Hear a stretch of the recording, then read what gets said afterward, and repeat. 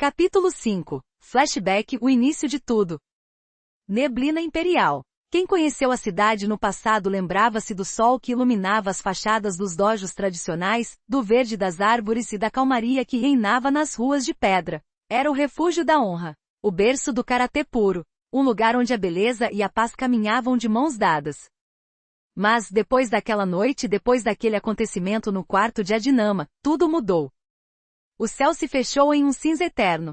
A partir daquele dia a beleza da cidade foi sufocada por uma chuva que parecia não ter fim. Dias, semanas, meses, o som das gotas batendo no teto tornou-se a única música de neblina imperial. A umidade subia, a neblina se instalava e as pessoas começaram a esquecer como era a luz do sol. A cidade parecia chorar o peso de um segredo que havia acabado de nascer.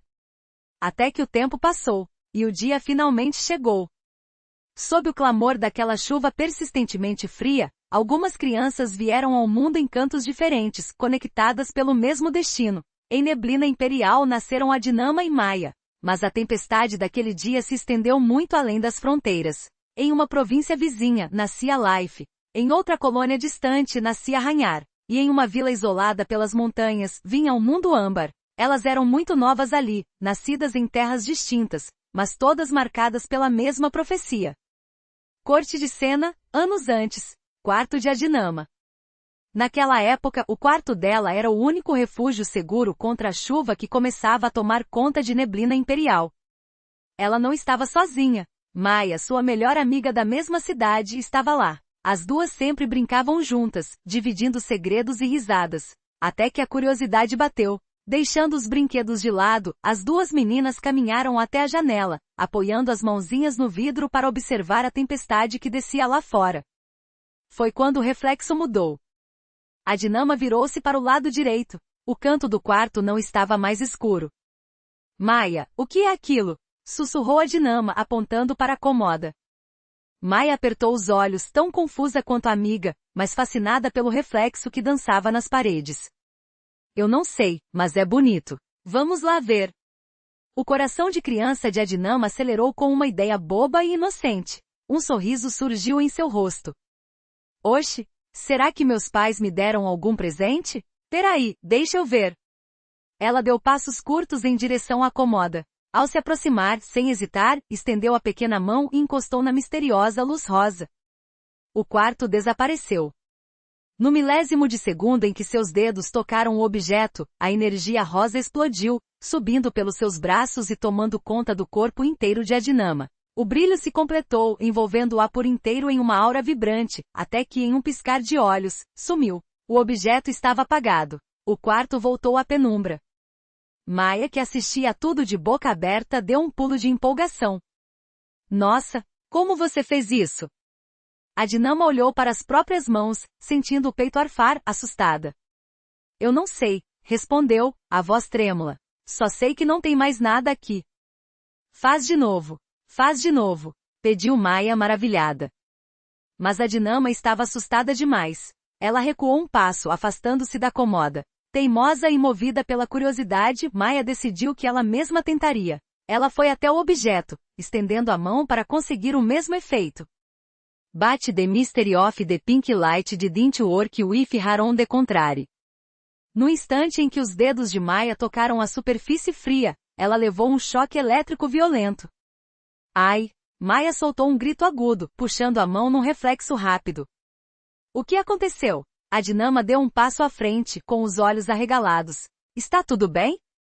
Maia não conseguiu responder de imediato. Ela começou a chorar muito alto, pois havia levado um choque muito forte. Esquecendo o próprio medo, Adinama correu em direção à melhor amiga, tomada por uma enorme preocupação. Vai ficar tudo bem, vai ficar tudo bem. Adinama a abraçou apertado. E no momento em que ela abraçou a amiga, Maia sentiu uma força totalmente diferente nela.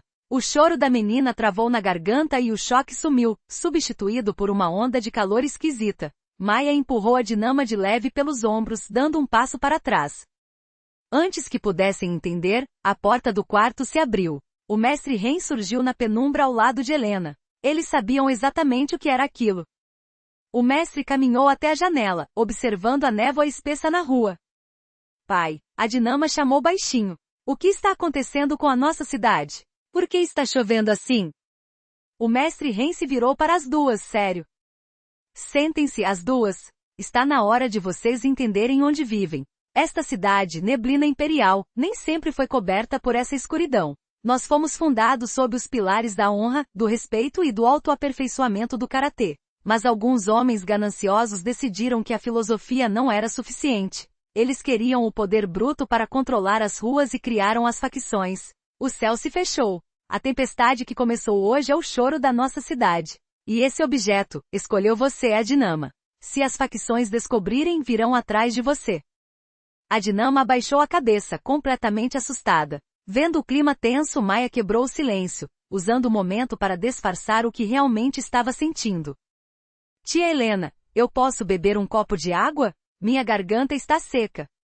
Claro, minha querida. Venha comigo, Helena respondeu com um sorriso acolhedor, tirando Maia do quarto para que o mestre pudesse conversar a sós com a Dinama.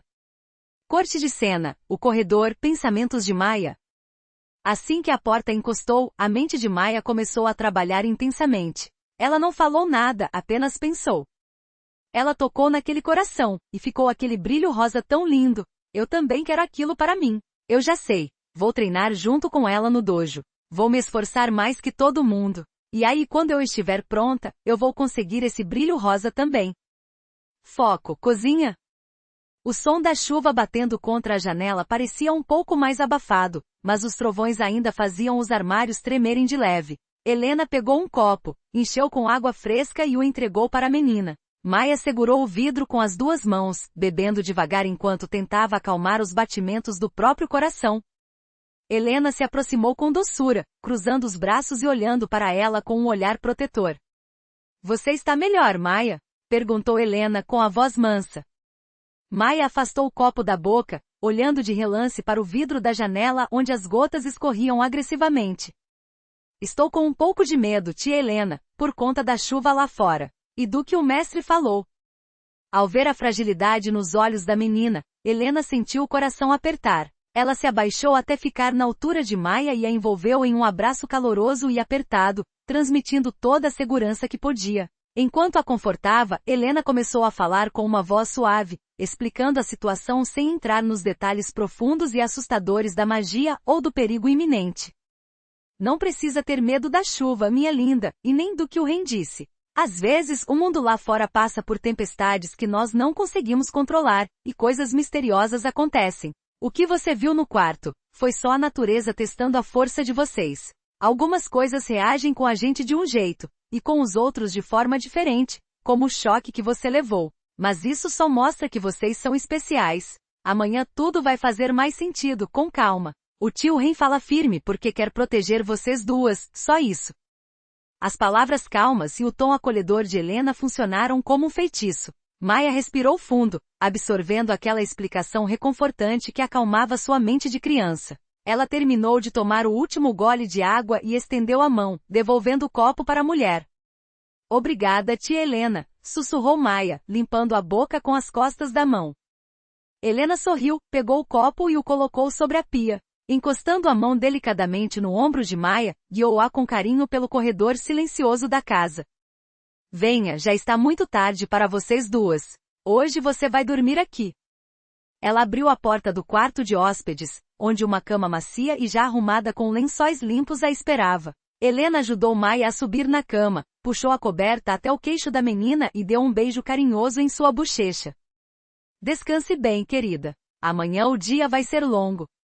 Helena apagou a luz principal, deixando apenas uma fresta da porta aberta para que a claridade do corredor entrasse. Na escuridão, Maia fechou os olhos, mas sua mente não descansava. Ela ainda conseguia ver perfeitamente o brilho rosa nos seus pensamentos. Corte de cena, quarto de Adinama. O mestre Ren deixou a postura severa de lado. Ele se agachou na frente de Adinama, segurando suas mãozinhas com muito carinho para que ela conseguisse entender sem ter medo.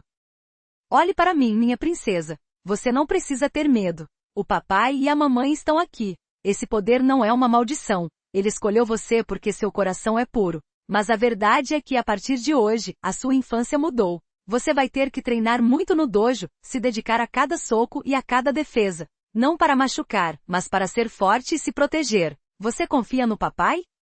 A Dinama olhou nos olhos cheios de amor do mestre, sentindo o calor rosa no peito. Ela engoliu em seco e balançou a cabeça.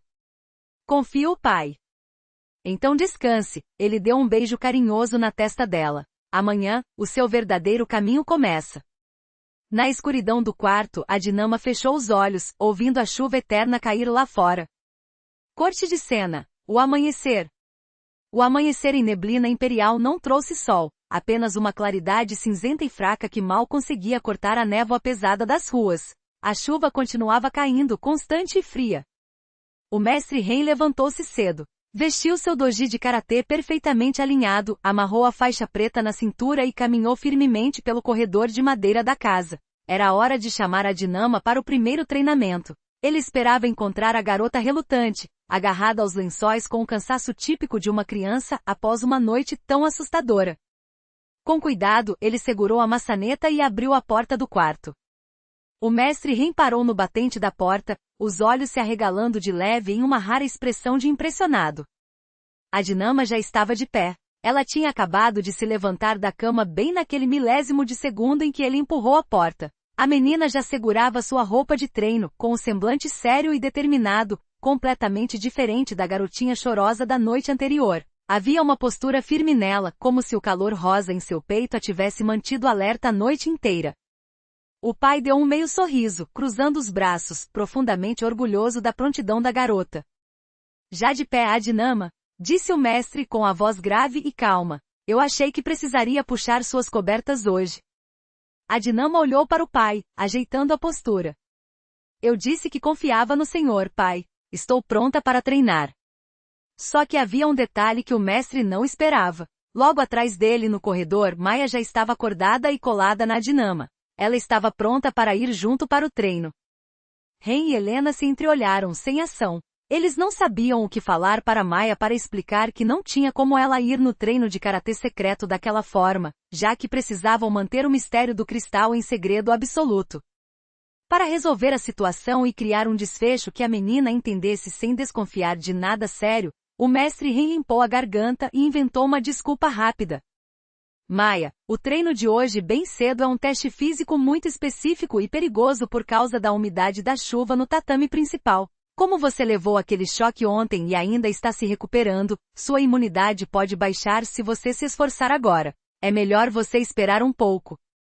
Maia ouviu atentamente e, embora estivesse desapontada por dentro, acabou concordando e entendendo o desfecho da história inventada pelo mestre. Pensando melhor na situação da garota, o mestre e Helena decidiram conversar a sós entre os dois para resolver o que fariam a longo prazo. Meninas, saiam um pouquinho do quarto, por favor, pediu Helena, com um tom suave. Deixem a gente conversar um minuto. As duas concordaram e saíram arrastando os pés pelo corredor. Do lado de fora, a cena era bem engraçada. A Dinama e Maia estavam todas desajeitadas com as roupas folgadas de acordar, meio sonolentas. Para piorar a confusão infantil, elas não sabiam o nome de nenhum golpe de karatê, de nenhuma técnica, nem sabiam por onde começar. Ficaram ali se olhando, perdidas e sem jeito, num momento muito cômico.